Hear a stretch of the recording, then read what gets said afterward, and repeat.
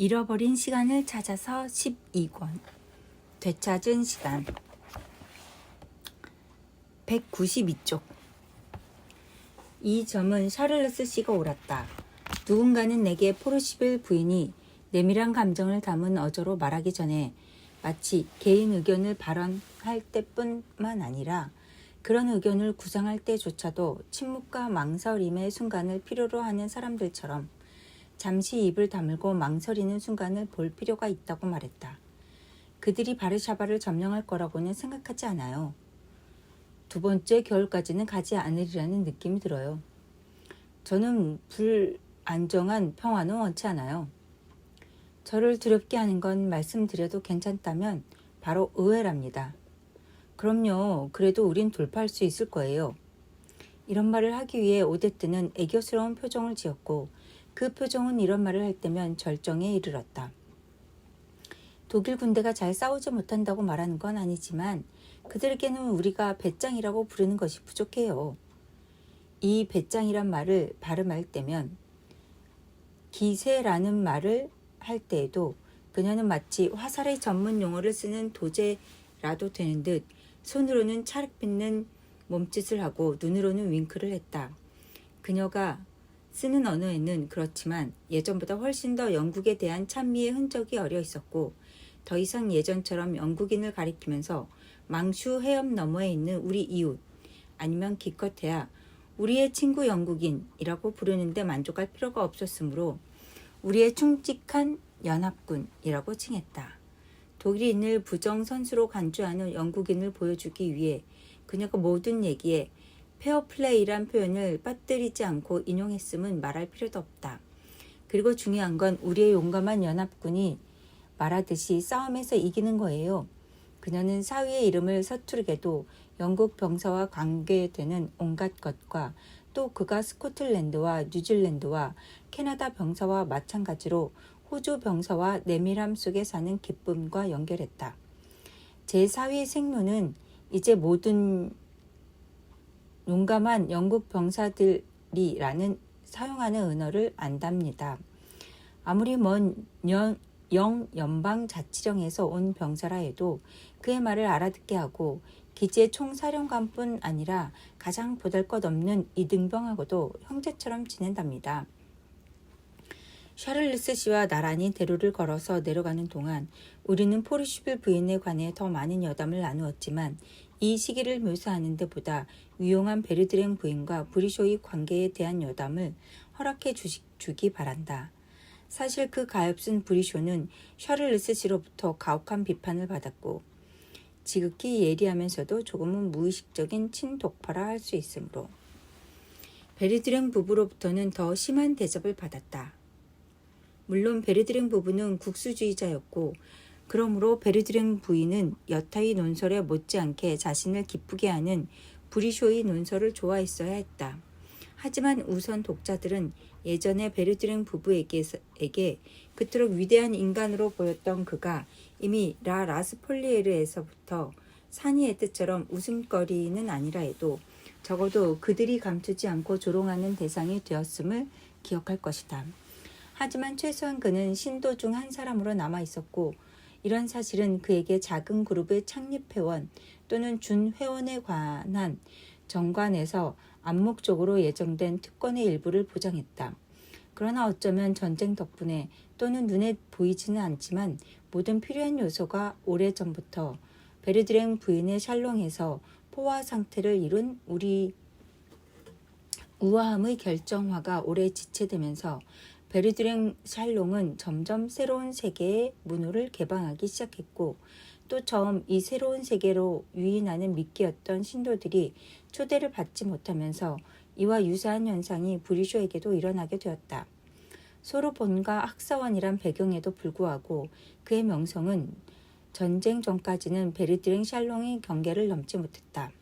그러나 그가 거의 매일처럼 논설을 쓰기 시작했을 때 그 논설은 지금까지 그가 신도를 위해 수를 셀 수 없을 정도로 소비하는 걸 보아온 그런 가짜 광택으로 장식되었고 한편 소르본 교수로서 감추려고 하지 않는 진정한 박학함과 또 그 박학함을 둘러싼 어떤 익살스러운 형태로 채워졌으므로 상류사회는 문자 그대로 그에게 매혹되었다.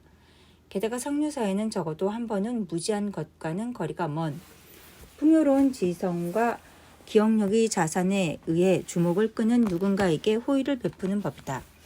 그래서 3명의 공작 부인이 베르드랭 부인의 살롱으로 저녁 시간을 보내러 간 동안 다른 3명의 공작 부인은 그 위대한 인간을 자기 집 만찬에 초대하는 영광을 얻으려고 서로 경쟁했고 브리쇼는 자신이 자유롭다고 느꼈으므로 그중 한 부인의 초대를 승낙했는데 그의 논설이 포브르 생제르맹의 사람들에게 성공을 거두자 격노한 베르드랭 부인이 아직 브리쇼가 알지 못하는 틀림없이 브리쇼를 유인하려고 서두를 것 같은 어느 찬란한 인간이 참석할 때면 절대 브리쇼를 초대하지 않도록 조심했다. 이렇게 해서 저널리즘, 브리쇼는 지금까지 자신이 무상으로 또 익명으로 그의 전 생애에 걸쳐 베르드랭 살롱에서 소비해온 것을 뒤늦게 신문에 제공하면서 명예도 얻고 그 대가로 상당한 보수도 받았으므로 만족했다. 논설을 쓰는 일이 달변가이자 박학한 그에게는 담소를 나누는 일만큼이나 힘들지 않았다. 그랬군요. 이렇게 해서 저널리즘은 만일 베르드랭 부인이 없었다면 브리쇼를 명실상부한 영광의 길로 인도할 것 같았으며 또 한동안은 그렇게 보였다. 물론 브리쇼의 논설은 사극의 인사들의 생각처럼 그렇게 주목할 만한 것은 아니었다. 인간의 천박함이 매 순간 문인의 현악 아래 나타났다. 아무 의미도 없는 이미지들 옆에 독일인들은 베토벤의 동상을 정면에서 바라보지 못하리라. 실러는 무덤 속에서 전율하리라. 벨기에의 중립을 설명한 잉크가 아직 마르지도 않았도다. 레닌은 말을 하지만 그의 말은 초원에 부는 바람과 함께 사라지도다. 이런 이미지들 옆에 2만 명의 포로란 대단한 숫자다. 우리의 사령부는 주의 깊게 관찰할 줄 알리라. 우리는 승리를 원하며 그뿐이다. 와 같은 진부한 표현이 자리했다. 하지만 이 모든 것에는 얼마나 많은 지식과 지성과 바른 성찰이 섞여 있었던가. 그런데 베르드랭 부인은 브리쇼의 논설을 읽기에 앞서 거기서 조롱거리를 찾아낼 수 있다는 생각에 미리 만족감을 느꼈고 혹시라도 놓치게 될까봐 읽으면서도 부단한 주의를 기울였다. 그런데 불행하게도 그런 조롱거리는 확실히 몇 개 있었다. 그녀는 그것을 발견할 때까지 기다리지도 않았다. 적어도 브리쇼가 참조하는 작품에서 별로 알려지지 않은 작가를 때맞춰 인용하는 경우 그것은 가장 견디기 어려운 현악의 증거로 고발되었고 또 베르드랭 부인은 손님들의 폭소를 유발하기 위해 만찬 시간이 되기만을 초조하게 기다렸다. 그런데 오늘 저녁 실린 브리쇼의 논설을 읽은 소감이 어떠세요? 퀴비에를 인용한 걸 읽으면 당신 생각을 했어요. 읽으면서. 정말이지 그 사람 미쳤나 봐요. 아직 읽지 못했는데요. 라고 코타르가 말했다. 아니 어떻게 읽지 않을 수 있죠? 당신이 어떤 즐거움을 거부했는지 모르시나 봐요. 우스워서 거의 쓰러질 정도예요. 그리고 아직 브리쇼를 읽지 않은 사람이 있다는 사실을 알고 베르드랭 부인은 자신이 직접 그 우스꽝스러운 사실을 알고 베르드랭 부인은 그 우스꽝스러운 점을 규명할 수 있는 기회를 손에 넣은 걸 마음속으로 기뻐하면서 집사에게 르탕을 가져오게 하여 가장 단순한 문장이라도 과장된 울림을 자아내도록 큰 소리로 낭독했다. 만찬이 끝난 후에도 저녁 내내 브리쇼를 배척하는 운동이 거짓으로 신중한 채 하는 태도와 더불어 계속되었다. 큰 소리로 말하지 않겠어요. 저쪽에서는 하고 그녀는 몰래 백작 부인을 가리키면서 말했다. 그런 것에 꽤 감탄할지도 모르니까요. 사교계 인사들은 우리가 생각하는 것보다 훨씬 순진한가 봐요. 몰래 부인은 그들이 자기 얘기를 한다는 걸 들리게 하려고 꽤 큰 소리로 말하면서도 동시에 자기들 말이 그녀에게 들리지 않기를 바란다는 듯 목소리를 낮추는 걸 보고 비겁하게도 브리쇼를 부인했는데 사실 그녀는 브리쇼를 미슐레와 동등한 인간으로 생각했다. 그녀는 베르드랭 부인이 옳다고 인정했고 하지만 뭔가 그녀에게 명백해 보이는 사실로 말을 마치기 위해 이렇게 말했다. 그래도 그분에게서 부인할 수 없는 점은 글을 잘 쓴다는 거죠. 부인은 그걸 잘 썼다고 생각하세요? 하고 베르드랭 부인이 말했다. 전 돼지가 쓴 거라고 생각하는데요. 이런 대담한 언사에 사교계 인사들은 모두 웃음을 터뜨렸고 베르드랭 부인 자신도 돼지라는 말에 무척 놀랐다는 듯 손으로 입술을 누르며 그 말을 속삭이듯 발음했다. 브리쇼가 검열 때문에 초래된 불쾌감에도 불구하고 순진하게도 자신의 성공에 대한 만족감을 과시했으므로 베르드랭 부인의 분노는 그만큼 더 컸다. 지나치게 대학 교수임을 내세우지 않기 위해 새로운 단어를 사용하는 버릇에 따라 그는 매번 검열 기관이 자신이 쓴 논설 일부를 검은 잉크로 삭제한다고 말했다. 브리쇼 앞에서 베르드랭 부인은 그가 조금 더 예리한 사람이었으면 알아챘을 그런 언짢은 표정을 짓는 순간을 제외하고는 쇼쇼트가 쓴 것을 존중하지 않는다고 대놓고 말하지는 않았다. 브리쇼가 나라는 대명사를 너무 많이 사용했을 때 단 한 번 말했을 뿐이다. 그리고 사실 그에게 나를 지속적으로 쓰는 습관이 있었는데 그에겐 우선 대학 교수로서 나는 동의한다란 표현이나 나는 인정한다란 의미로 나는 바란다를 다시 말해 나는 거대한 전선의 확장이 필요하다는 것을 인정한다 등등의 표현을 지속적으로 썼으면 하지만 특히 전쟁 전부터 독일이 오랫동안 전쟁 준비를 해온 사실을 감지한 드레푸스 반대파의 오래된 투사로서 1897년부터 나는 고발했다. 1901년에 나는 지적했다.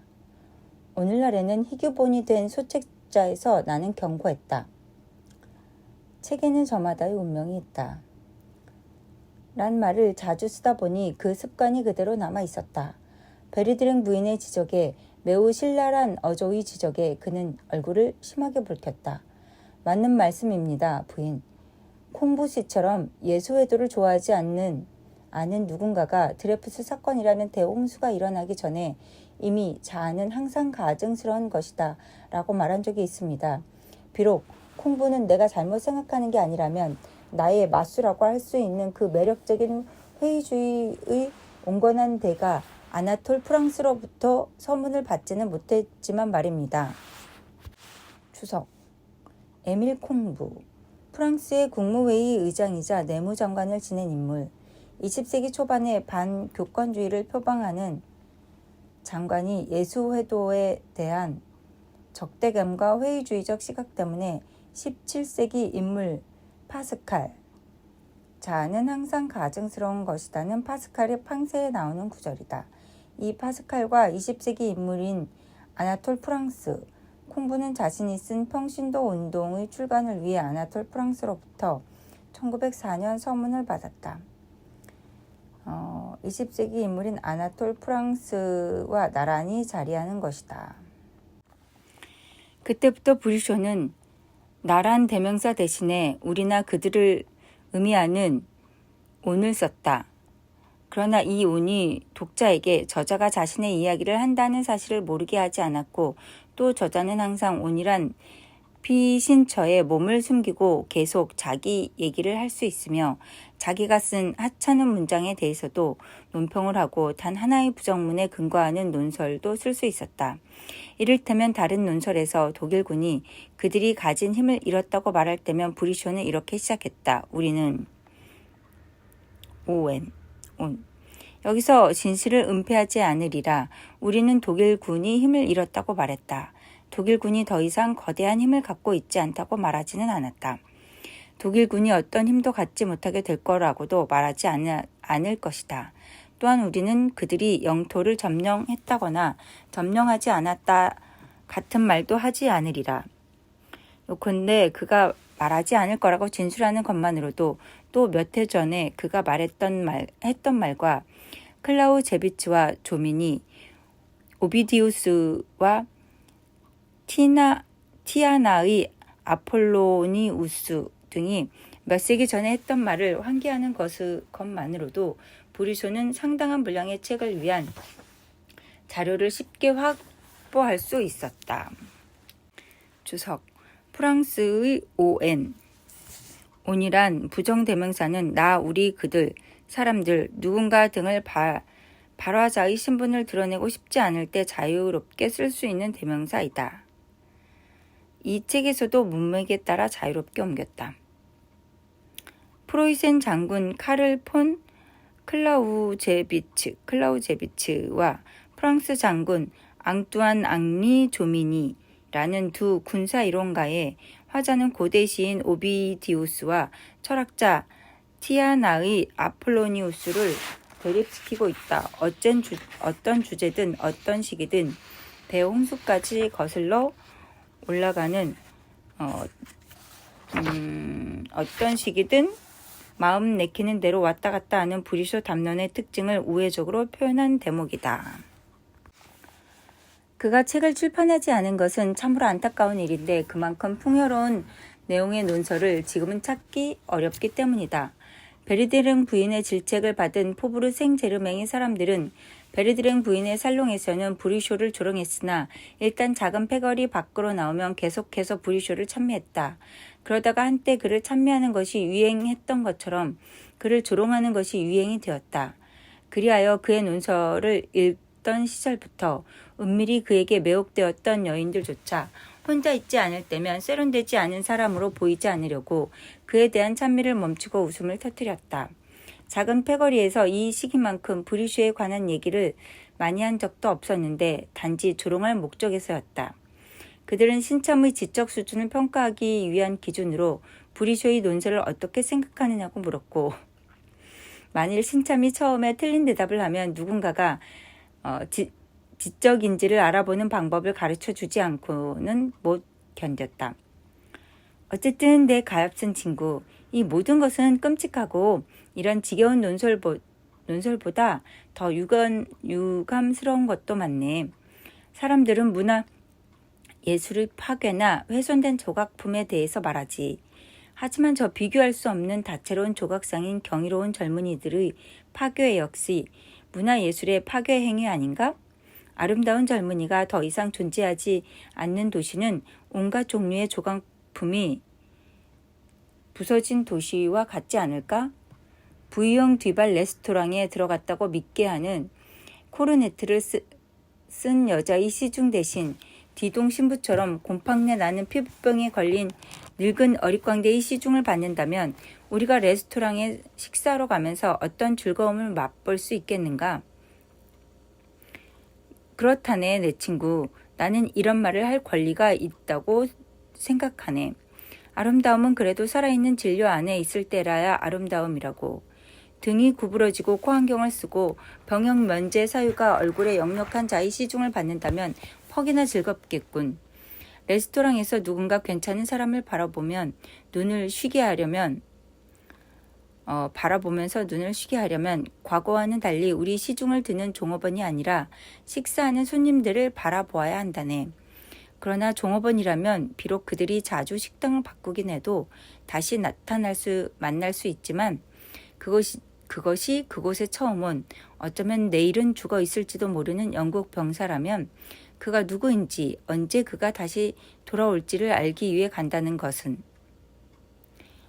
클라리스란 감미로운 작품의 저자인 저 매력적인 모랑이 얘기한 것처럼 폴란드의 아우구스투스 왕은 자기 연대 중 하나와 중국 대형 도자기 수제품을 교환했는데 내 의견으로는 형편없는 거래였다네. 주석 볼게요. V형 뒤발 레스토랑은 청결하고 건강식을 제공하는 저렴한 식당으로 주로 단정한 옷차림의 여인들이 원뿔 모양의 모자를 가리키는 코르네트가 그 상징인 그 여인들이 식당 서비스를 담당했다고 한다. 앙리 디동 신부는 성 도미니크 회 수도사로 설교자이자 신학자였다. 클라리스는 폴 모랑의 다정한 재고품에 수록된 단편 소설 가운데 하나이다. 그러나 이 작품에서 폴란드의 아우구스투스 왕에 대한 일화는 찾아볼 수 없으며 아마 에르나 폰 바츠도르프가 집필한 작센의 선제후이자 바이에른 왕인 강건왕 아우구스투스 루이 14세와 중국 도자기에 침투했던 인물인 아우구스투스에 관한 저술을 가리키는 듯하다고 지적된다. 또 프루스트는 폴 모랑의 문체에 관해 친구에게란 제목의 글을 1920년 라 리브 드 파리에 발표했으며 이 글은 나중에 모랑의 다정한 제거품의 서문으로 수록된다. 그렇군요. 우리의 가장 아름다운 여자친구들의 기념비적인 건물 계단을 장식하던 키가 2m나 되는 장신의 하인들이 모두 죽었다는 걸 잊지 말게. 전쟁이 2달밖에 가지 않을 거라고 사람들이 그들에게 반복해서 말하는 바람에 대부분 군에 지원했는데 말일세. 아, 그들도 나처럼 독일의 힘을, 프로이센이란 종족의 위력을 몰랐네. 라고 그는 자제심을 잃고 말했다.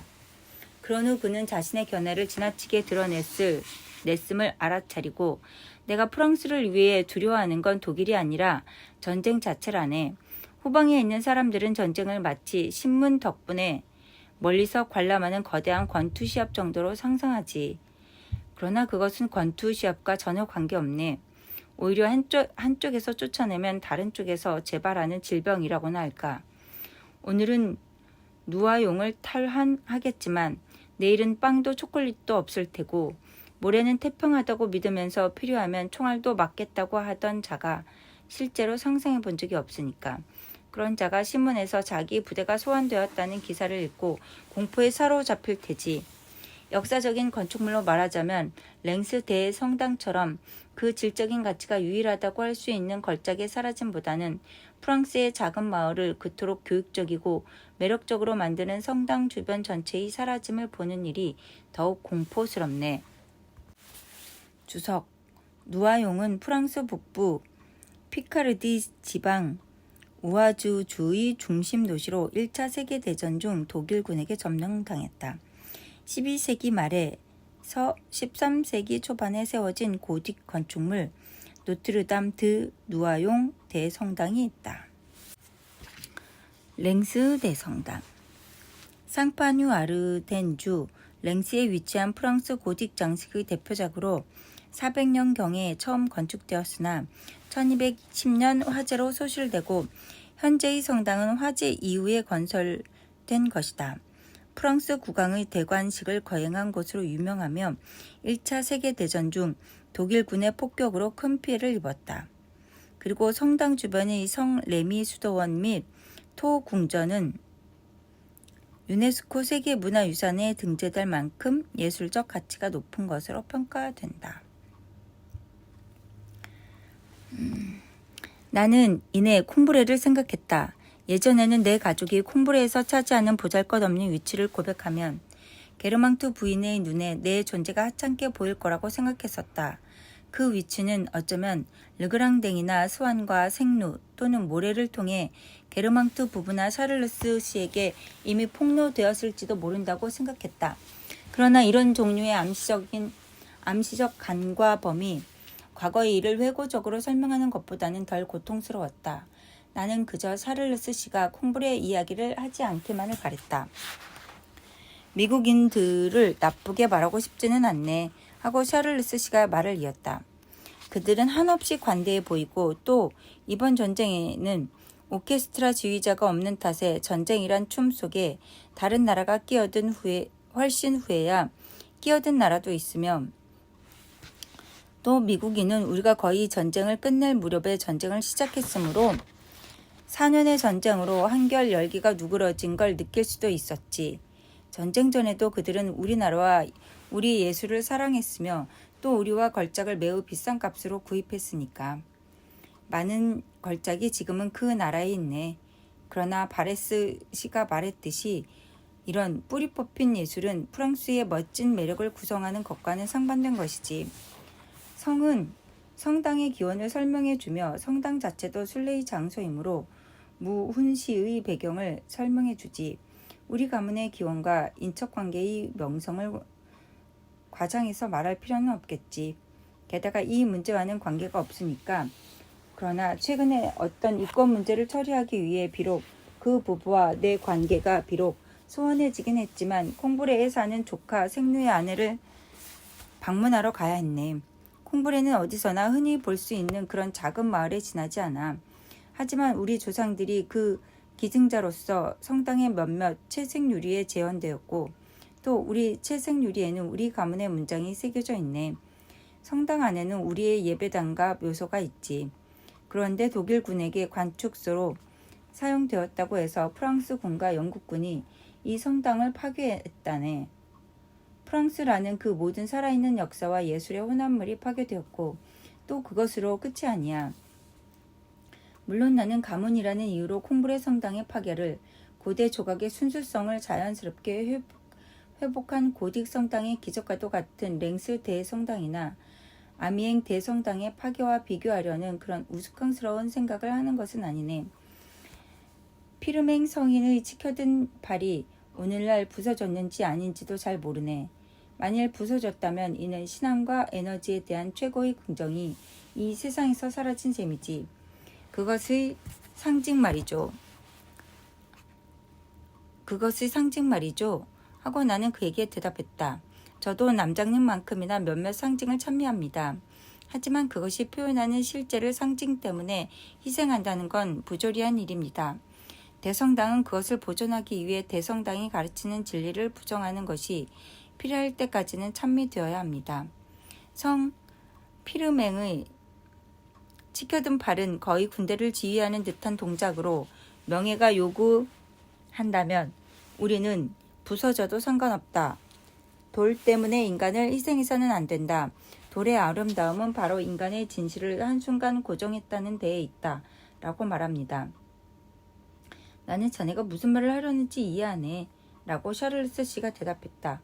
유감스럽게도 그토록 여러 번 우리를 스트라스부르의 동상과 네툴레드의 묘소를 순례하게 만든 바레스 씨가 랭스에 대해 성당조차 우리 보병들보다 중요하지 않다는 글을 썼을 때는 감동적이고 근사했지만 말일세. 이런 단어는 그곳에서 지휘하던 독일 장군이 랭스의 대성당보다 독일 병사의 대성당이 더 소중하다고 한 말에 우리 신문이 표명한 분노를 조금은 우스꽝스럽게 만들지만 말이야. 더욱이 분통이 터지고 가슴 아픈 것은 나라마다 같은 말을 한다는 거지. 독일 산업연합회가 벨포르의 점령이 우리의 복수심에 맞서 독일 국가를 보존하기 위해 필수적이라고 선언하는 이유가 보수 놈들의 침략 의사로부터 우리를 보호하려면 마인츠를 요구해야 한다는 바레스의 추상화 동기는 동일하니까.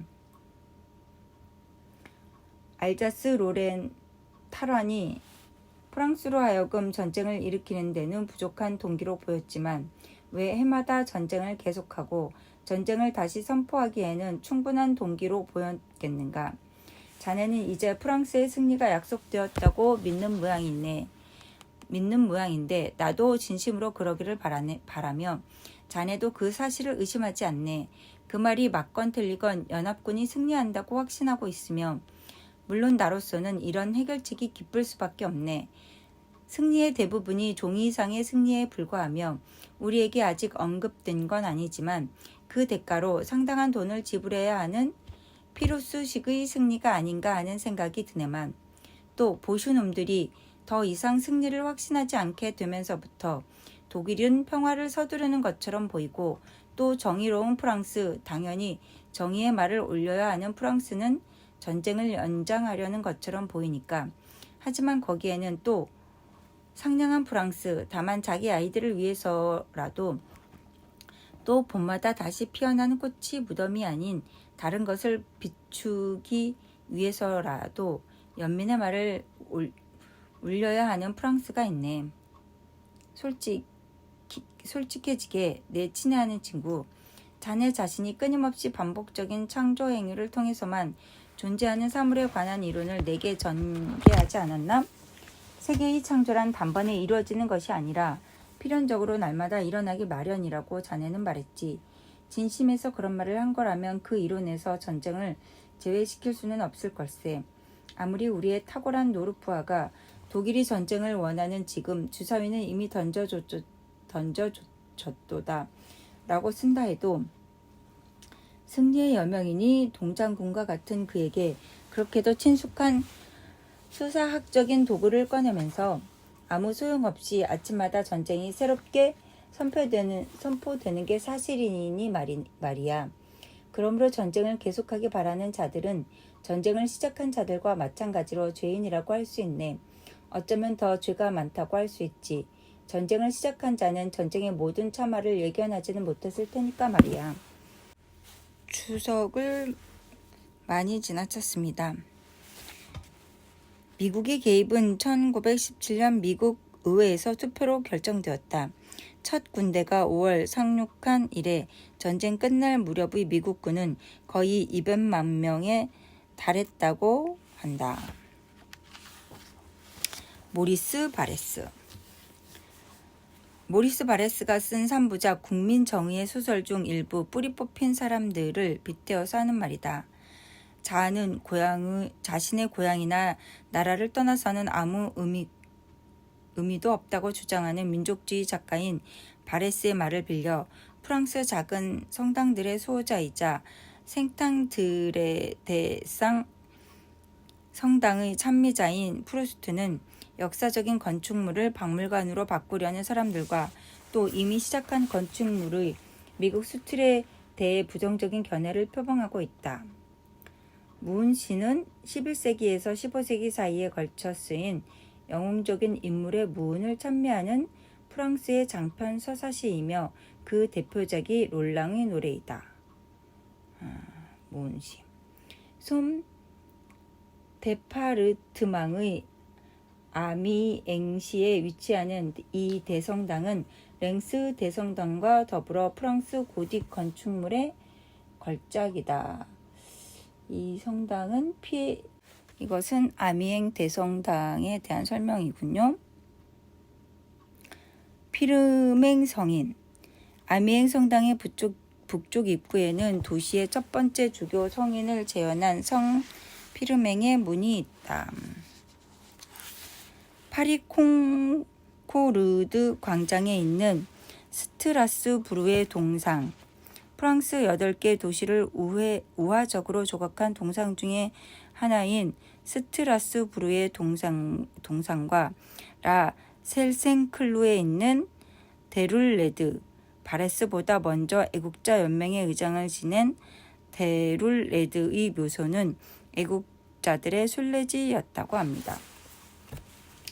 전쟁 초기에 승리를 거둔 독일군은 프랑스에 대해 스위스와 국경을 접한 벨포로를 양도할 것을 요구했으며 프랑스가 독일에게 마인츠의 양도를 요구한 사실은 바레스가 1920년에 한 강연에서 나타나는데 그는 연합군이 모든 영토 합병에 반대한 베르사유 조약의 결정에도 불구하고 1815년에 강제로 편입한 라인란트를 독일에서 해방시켜야 한다고 주장했다. 샤를르스의 눈에는 독일이 전쟁을 일으킨 것은 사라예보에서 오스트리아 황태자 부부를 암살한 사건이지만 프랑스의 전쟁 목적은 다른 무엇보다도 1871년에 독일에게 빼앗긴 알자스 로렌을 탈환하는 것으로 이런 동기가 독일에 대해 전쟁 충분 사유가 되지 못하는 듯 보이지만 프랑스에게는 가장 중요한 동기로 간주되고 있음을 암시하고 있다고 합니다. 본문으로 들어가겠습니다. 그런데 이렇게 질질 끄는 전쟁에서는 비록 그것이 성공적으로 끝났다 해도 위험이 따르지 않는 건 아니라네. 선례가 없는 일에 대해 또 처음 시도하는 수술이 신체 기관에 미치는 영향에 대해 말하기란 어려운 법이니까. 일반적으로 사람들이 불안해하는 새로움은 사실 별 문제 없이 넘어가는 법이지. 가장 사려 깊은 공업파들도 정교 분리는 미친 짓이라고 생각했으니까. 그런데 그 일은 우체통에 편지를 넣는 것만큼이나 쉽게 지나갔지. 또 드레푸스는 복권했고 피카르는 전쟁 장관이 되었지만 어느 누구도 휴하고 한숨을 쉬지 않았네. 그렇지만 이렇게 몇 해 동안이나 끊임없이 계속되어 온 전쟁의 피로를 어떻게 두려워하지 않을 수 있겠는가? 전쟁에서 돌아온 사람들이 뭘 할 수 있단 말인가?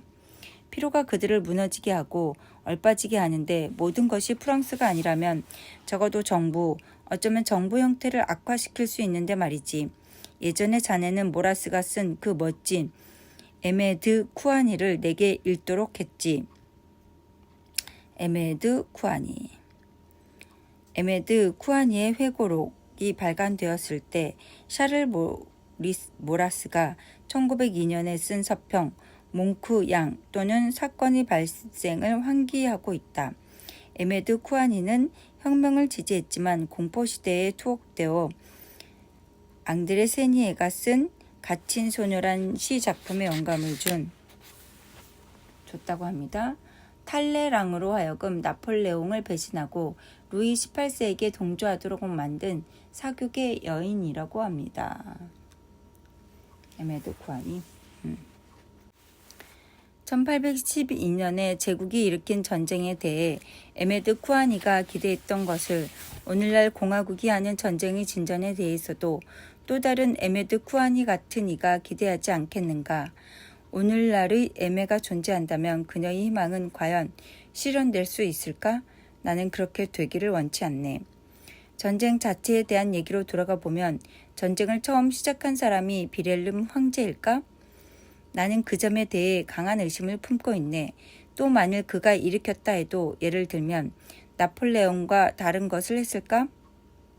내가 가증스럽다고 생각하는 것이 나폴레옹의 추종자들이나 선전포고 당일의 포 장군처럼 나는 40년 전부터 이 날을 기다려왔네. 내 생애에서 가장 아름다운 날이네 라고 외쳤던 사람들에게 그토록 많은 혐오감을 불러일으키는 걸 보면 놀라울 뿐이지. 사교계가 민족주의자들이나 군인들에게 어울리지 않는 자리를 제공했을 때 예술의 우호적인 사람은 모두 국가의 치명적인 일에 종사하며 호전적이지 않은 모든 문명은 해롭다고 비난받았을 때 나만큼 강렬하게 항변한 사람도 없었다는 걸 하느님은 아시네. 진정한 사교계 인사조차 장군에 비하면 아무것도 아니라는 듯이 어느 미친 여자가 나를 시부통에게 소개할 뻔하기도 했네. 자네는 내가 유지하려고 애쓰는 것이 사교계의 규범에 불과하다고 말할 테지.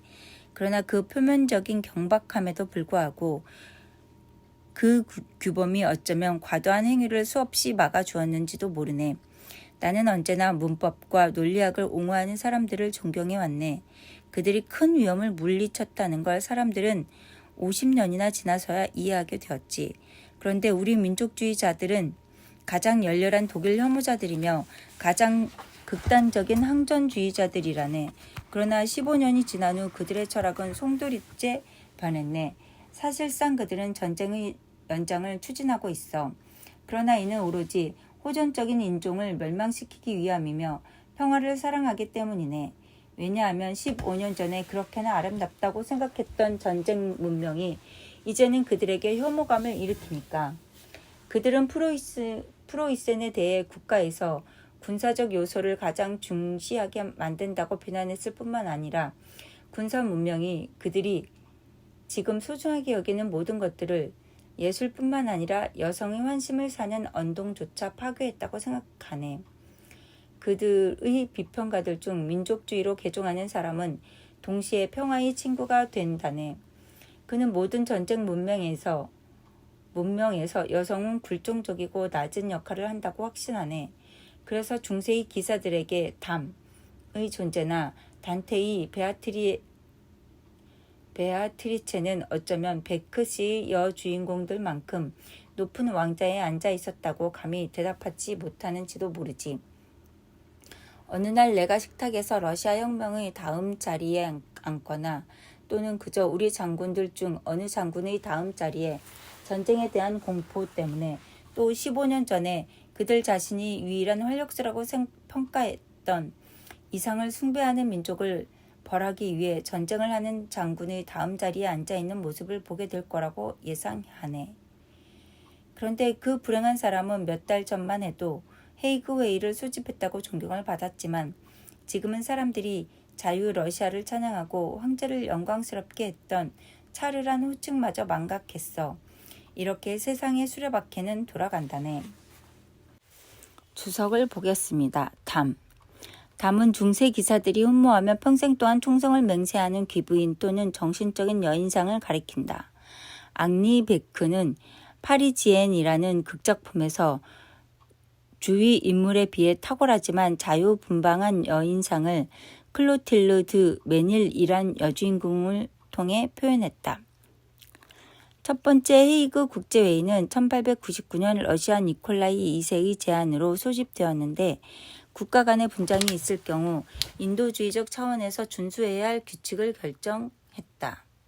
자유 러시아는 1917년 2월 혁명으로 로마노프 왕조 시대가 막을 내린 러시아를 가리키는 것처럼 보인다. 자유 러시아. 이렇게 세상의 수레바퀴는 돌아간다네. 이 표현은 중세의 운명의 바퀴 또는 예수 그리스도의 모방에 나오는 이 세상의 영화는 이처럼 사라져 간다라는 구절을 환기하는 것처럼 보입니다. 본문. 그렇지만 독일은 프랑스와 얼마나 똑같은 표현을 사용하는지 프랑스가 그들의 말을 그대로 인용한다고 믿어질 정도라네. 그들은 생존을 위한 투쟁이라는 말을 지치지 않고 하지. 그러나 우리는 온갖 침략으로부터 우리의 미래를 보장해주는 평화를 쟁취하는 날까지 또 우리의 용감한 병사들의 피가 헛되이 흘리지 않도록 저 무자비하고 잔인한 적에 맞서 싸우리라. 또는 우리 편이 아닌 자는 모두 우리에 대항하는 것이다.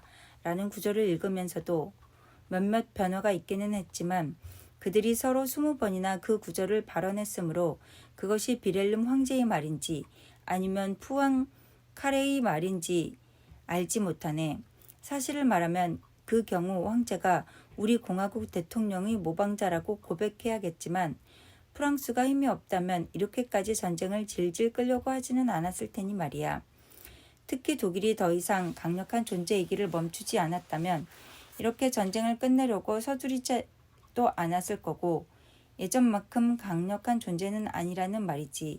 자네는 독일이 여전히 강력하다는 걸 보게 될 테니까. 샤를루스 씨는 신경과민이나 떨쳐버려야 하는 인상의 출구를 찾기 위해 말을 할 때면 말 이외에는 다른 어떤 기술도 연마하지 못했으므로 마치 비행사가 폭탄을 투하하는 듯 그 말이 어느 누구의 귀에도 닿지 않는 들판 한복판이건 특히 그의 말이 되는 대로 떨어지는 사교계이건 상관없이 목소리를 높여 외치면서 말하는 습관이 있었다. 사교계 인사들은 속물근성이나 신뢰감 또 청중들을 그토록 괴롭히는 탓에 억지로 또는 두려움에서 그의 말에 귀를 기울였다. 대로에서는 장광설은 지나가는 행인에 대한 경멸의 표시였으므로 행인에게 귀를 비키지 않는 것과 마찬가지로 목소리도 낮추지 않았다.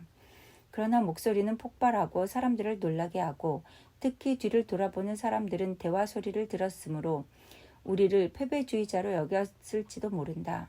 나는 이 점을 샤를루스 씨에게 지적했으나 웃음을 유발하는 데만 성공했을 뿐이다. 그는 우스꽝스럽다는 걸 인정하게 하고는 어쨌든 이라고 덧붙였다. 우리는 매일 저녁 다음날 신문 3면의 기사거리가 될 수 있다는 걸 알지 못하네. 요컨대 내가 뱅생의 도랑에서 총살당하지 말라는 법이 어디 있단 말인가? 내 종조부 안기행 공작에게도 동일한 일이 일어났으니 귀족의 피에 대한 갈증이 어떤 유의 하층면을 날뛰게 하는데 그들은 그 점에서는 사자들보다 더 세련되었다고 할 수 있네. 그 짐승들은 베르드랭 부인의 코에 핥힌 자국만 있어도 얼마든지 달려든다는 걸 자네도 알지 않은가? 내가 젊었을 때 사람들이 피프라고 불렀던 것으로 말이야. 그리고 그는 우리가 마치 살롱에 단골이 있다는 듯 큰 소리로 웃음을 터뜨렸다. 주석 보겠습니다. 샤를루스는 사실상 여러 종류의 예술을 연마했으며 특히 피아노도 잘 쳤다. 그러나 스완과 마찬가지로 작품을 창조하지 못했으며 따라서 부침의 예술가상을 구현한다. 프루스트에 따르면 작가의 임무는 자아가 느끼는 내적 인상을 자신의 언어로 번역하는 데 있지만 샤를루스의 경우 지나친 감정 표현과 소모와 일탈로 그 인상을 깊이 사유하고 표현하는 데 이르지 못한다. 안기행 공작 나폴레옹에 대한 음모를 회측한 제목으로 뱅센성의 도랑에서 1804년 총살당했다. 게르망트 가문을 역사적 인물과 연결하고자 시도한 사례 중 하나이다. 피프는 은어로 코를 의미한다. 젊었을 때란 말을 붙임으로써 샤를리스가 조금은 유행이 지난 은어를 사용하는 것에 대한 두려움을 나타내고 있다. 본문입니다. 이따금 샤를리스 씨가 지나가는 길에 어둠 속으로 빠져나온 온갖 수상쩍은 사람들이 그들로부터 조금 떨어진 곳에서 무리지어 있는 걸 보면서 나는 그가 혼자 내버려 두기를 좋아할지 아니면 내가 함께 있어 주기를 좋아할지 자문해 보았다. 마치 간질 발작에 자주 시달리는 노인을 만난 사람이 제대로 걷지 못하는 노인의 거동에서 발작이 임박했음을 감지하고 상대가 받침대로서의 동행자를 원하는지 아니면 발작을 멈추고 싶은 증인으로서의 동행자를 원하는지 발작을 피하려면 절대적인 안정이 필요한데 어쩌면 그의 존재만으로 발작을 재촉할지 모르므로 물어보는 것처럼 그러나 자신이 멀어져야 할지 어떨지를 모를 때에도 병자의 경우 사건이 일어날 가능성은 마치 술 취한 사람이 비틀거리면서 움직이듯 자리를 옮기는 것으로 나타났다. 그런데 내가 옆에 있어서 일어나지 못한 사건의 가능성을 말해주는 자료는 샤를리스 씨가 원하는지 아니면 두려워하는지는 확신할 수 없지만 그런 지표는 똑바로 걸어가는 남작에 의해서가 아니라 마치 기발한 무대 연출에서처럼 일련의 단역 배우들이 차지하는 여러 다양한 자리에 의해 나타난다. 그래도 나는 샤를리스 씨가 그들의 만남을 피하고 싶어 한다고 생각했다. 왜냐하면 그가 대로에서 좀 더 어두운 골목길로 나를 데려갔기 때문이다. 그곳에는 동원령이 내려졌던 초기에 압축 공기처럼 전선으로 빠져나가면서 파리를 텅 빈 상태로 만들었던 온갖 인간들의 썰물로부터 샤를리스 씨를 위해 보상하고 위로해 주기 위해 온갖 무장을 한 온갖 국가의 병사들이 젊은이들의 밀물이 대로에서부터 만일 그들이 대로를 향해 몰려가는 것이 아니라면 끊임없이 몰려들고 있었다. 샤를리스 씨는 우리 앞에서 지나가는 그 빛나는 군복에 대해 계속해서 감탄했는데 그것은 파리를 항구와 같은 국제도시로 만들었고 또한 가장 다양하고 가장 아롱거리는 의상을 한데 모으는 계기로 삼기 위해서만 몇 개의 건축물을 세운 화가의 어떤 배경처럼 파리를 비현실적으로 만들었다. 샤를리스 씨는 예전에 드레푸스파라고 비난받던 귀부인들과 마찬가지로 패배주의자로 비난받는 귀부인들에 대해서도 온갖 존경심과 애정을 가지고 있었다. 그는 다만 그들이 정치를 할 만큼 스스로를 낮추면서 신문 기자들의 논쟁을 초래한 점은 유감스럽게 생각했다. 귀부인을 보는 그의 시각에는 변함이 없었다. 왜냐하면 그의 경박함은 아주 일관성이 있어서 아름다움과 그 밖의 다른 매력에 결합된 태생은 영속적인 것이고 또 전쟁은 드레푸스 사건과 마찬가지로 천박하고 덧없는 유행일 뿐이었기 때문이다. 만일 게르망트 공작 부인이 오스트리아와 단독 강화 조약을 시도했다는 죄목으로 총살당한다 해도 마치 참수형으로 처형당한 마리 앙뚜아네트를 오늘 우리가 그렇게 생각하듯이 그는 여전히 공작 부인이 고귀하고 품위를 잃지 않았다고 생각했을 것이다. 이런 순간이면 뭔가 성 발리에나 성 메그랭처럼 고귀한 샤를리스 씨는 자세를 똑바로 뻣뻣이 세우고 엄숙하고 정중하게 말하면서 단 한순간도 그와 같은 부류의 사람들이 드러내는 태도는 보이지 않았다. 그렇지만 왜 그들 중에 온전히 정확한 소리를 내는 사람은 단 한 명도 없는 것일까? 가장 심각한 주제를 접하는 순간에도 그의 목소리는 여전히 부정확했고 조율사가 필요한 것처럼 보였다. 여기서 끝.